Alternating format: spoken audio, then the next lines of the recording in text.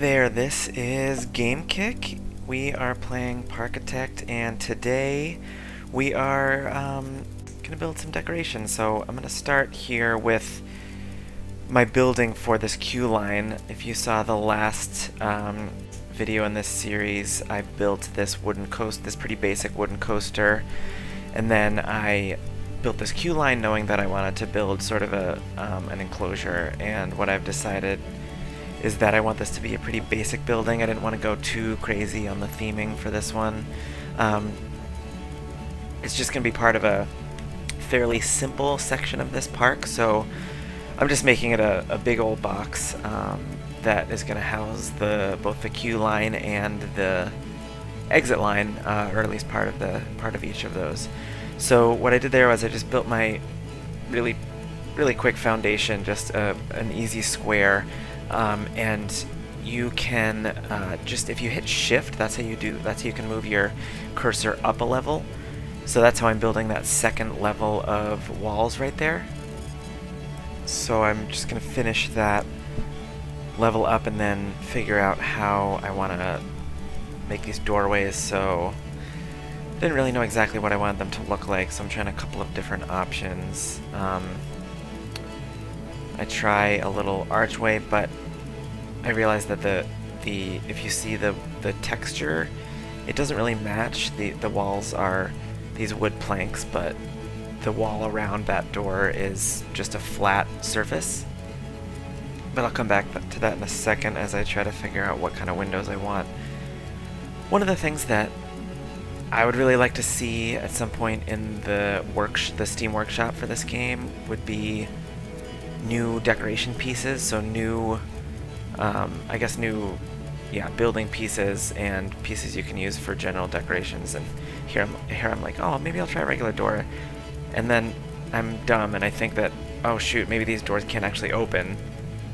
No, it's just that I deleted the queue line from behind it by accident when I was getting rid of the wall. So, but anyway, so I'd really like to be able to download some new decoration objects on the workshop, but at the moment the only thing that you can download is blueprints. So you could download whole buildings or whole rides that are already pre-designed, but you can't download individual objects yet, and that's something that I'm assuming will change at some point with either a mod or through the Steam Workshop, but something I'd really enjoy.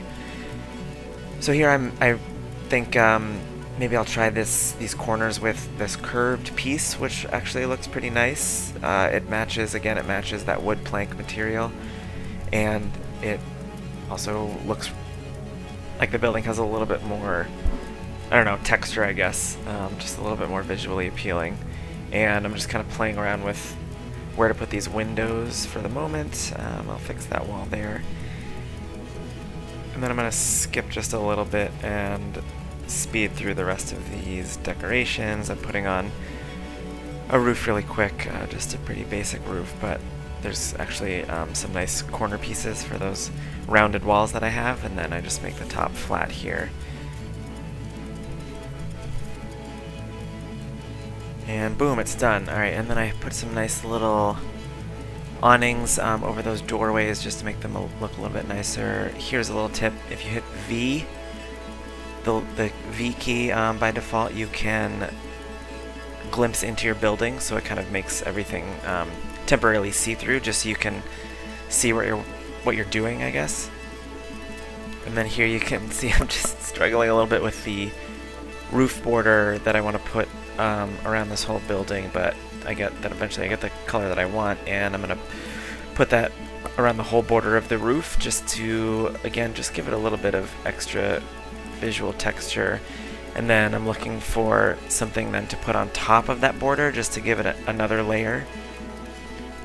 And this thing looks cool. I guess I'm going for a ugly barn slash castle vibe here, but anyway, I'm pretty pleased with that, so I'll keep that as it is.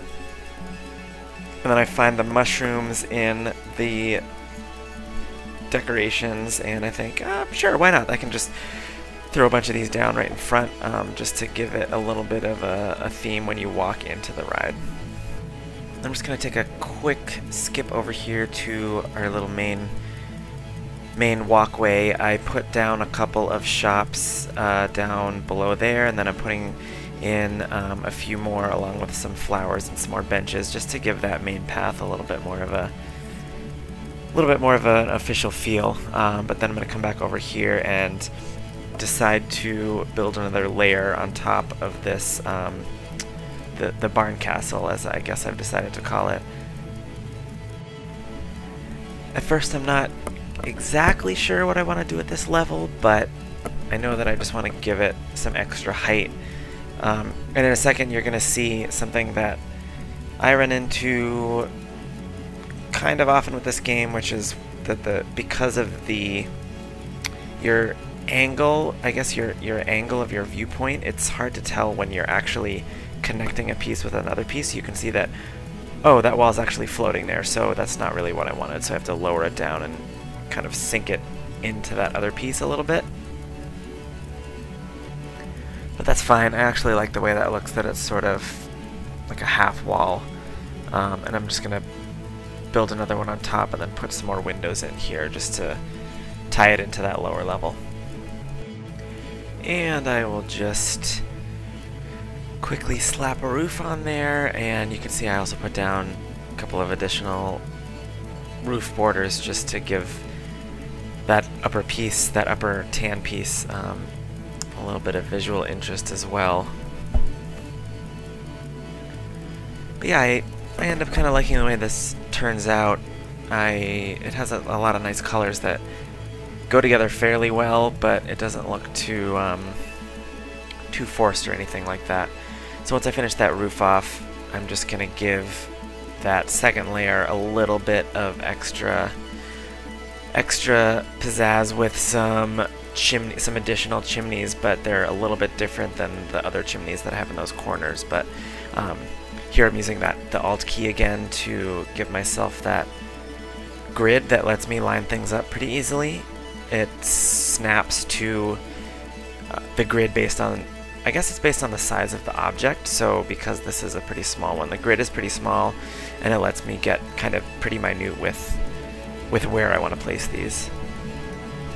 And I've jumped down to the side here, and you can see I'm just placing a nice little wooden fence along where the side of that coaster is, and I also colored the ground over there to be more of a sandy color rather than the grass, just to I'm gonna give that area its own little theme. So over here I am just gonna, before I wrap this video up, give the staff area over in the corner a little bit of a, I guess kind of a privacy fence, just so it separates a little bit from the rest of the park, and I guess, you know, kind of acts as a deterrent for regular guests to walk in there. So that's all done. I kind of like the way that fence that's floating in mid-air gives the entrance to when that path turns into a staff path, gives it kind of a gateway type feel. So I was happy with how that turned out. And then I'm also gonna give the edge where that little mini lake is a barrier of hedges, just as kind of a low visual barrier. I didn't want it to be, you know, another big fence. I didn't want it to feel too I don't know, too restrictive or too tight as you're walking down that path. So I thought these hedges looked pretty nice and kind of blocked people off, you know, well enough. And I'm just I'm trying to line up the seams right, so you can't get the tops of those hedges to be a perfect line, but if they're at least symmetrical, it doesn't look too funny. So I'm just trying to match up the top seams of those on either side of the bridge over to the food area. And then what I'm going to do is just close off that corner there, and then decide what's going to look best behind those hedges but in front of the water.